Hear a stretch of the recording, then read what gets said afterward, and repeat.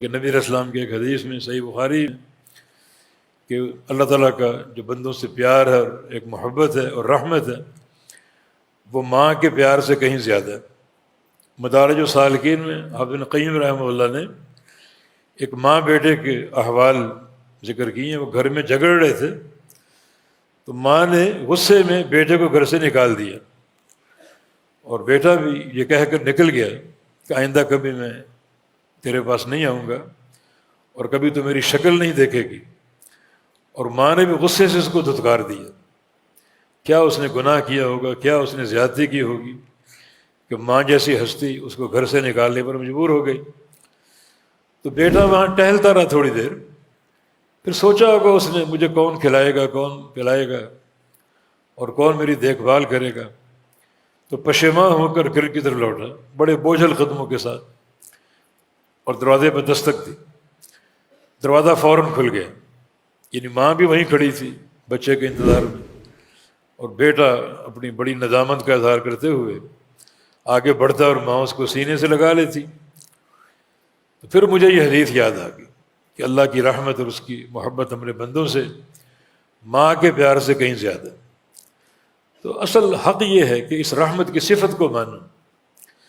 جو اس صفت کو مانتے نہیں ہیں وہ رحمت کے کیا مستحق ہوں گے؟ جو صفت کو مانتے تو ہیں مگر منمانی کی تعویلیں کر کے، تعویلوں کے شکنجوں میں کس کے، اور اب تعالیٰ کی رحمت کے کہاں مستحق ہوں گے؟ اور رحمت ایک انتہائی ضروری ہر بندے کا سرمایہ ہے جس کے بغیر جنت کا داخلہ ممکن نہیں ہے۔ اللہ تعالیٰ اپنی رحمت کی وجہ سے جہنم سے کچھ لوگوں کو نکالے گا اور ان کو جنت کا داخلہ عطا فرمائے گا۔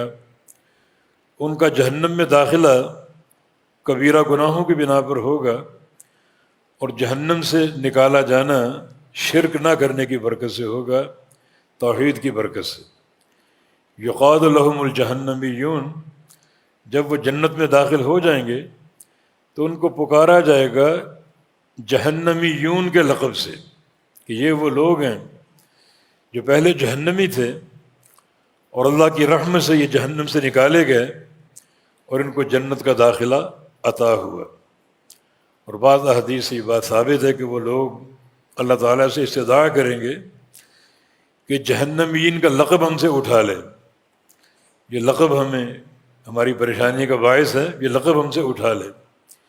تو اللہ اپنا دوسرا فضل یہ فرمائے گا کہ جہنمی کا جو لقب ہے وہ لوگوں سے بھلا دے گا، وہ لوگ اس کو فراموش کر دیں گے اور یہ لقب ان کا مٹ جائے گا۔ جہنم میں جانے والے لوگ دو طرح کے ہوں گے۔ کچھ تو وہ جو پوری طرح جہنم میں ڈوبے ہوں گے، یہ وہ لوگ ہیں جو کفر اکبر، شرک اکبر یا نفاق اکبر میں مبتلا تھے۔ پوری طرح سر سے پاؤں تک یہ لوگ جہنم میں ڈوبے ہوں گے۔ لیکن وہ لوگ جو کلمہ گو تھے اور توحید پرست تھے، توحید کو ماننے والے تھے اور شرک سے بچے ہوئے تھے، مگر کبائر کا ان سے ارتکاب ہوا تو وہ جہنم میں داخل ضرور کیے جائیں گے، مگر وہ جہنم کی آگ میں ڈوبے ہوئے نہیں ہوں گے، بلکہ محض ان کو جہنم کے شعلے چھوئیں گے، وہ لپٹیں ان تک پہنچیں گی اور وہ ان کو چھوئیں گے۔ ان کو یہ صفعن سے مراد یعنی آگ کا چھونا جسم کو اس طرح کہ کھال پر اس کا اثر ہو اور وہ زخم آخر میں سیاہی چھوڑ جائے اور کھال وہ سیاہ ہو جائے، تو اس کو صفعن بولتے ہیں، یعنی آگ کا شعلہ اس کو چھو لے اور کھال تبدیل ہو اور آخر میں ایک سیاہ نشان دھبا ایک باقی رہ جائے، یہ صفعن کہلاتا ہے۔ تو اللہ رب العزت یہ بھی اس کا ایک فضل و احسان ہے کہ ایسے لوگوں کو شرک نہ کرنے کی وجہ سے پوری طرح جہنم کی آگ میں ڈبوئے گا نہیں، بلکہ وہ باہر ہی رہیں گے اور ان تک شعلے پہنچیں گے۔ بعض علماء نے اس کا معنی یہ کیا ہے کہ شعلے پہنچنا پل صراط سے گزرتے وقت ہوگا۔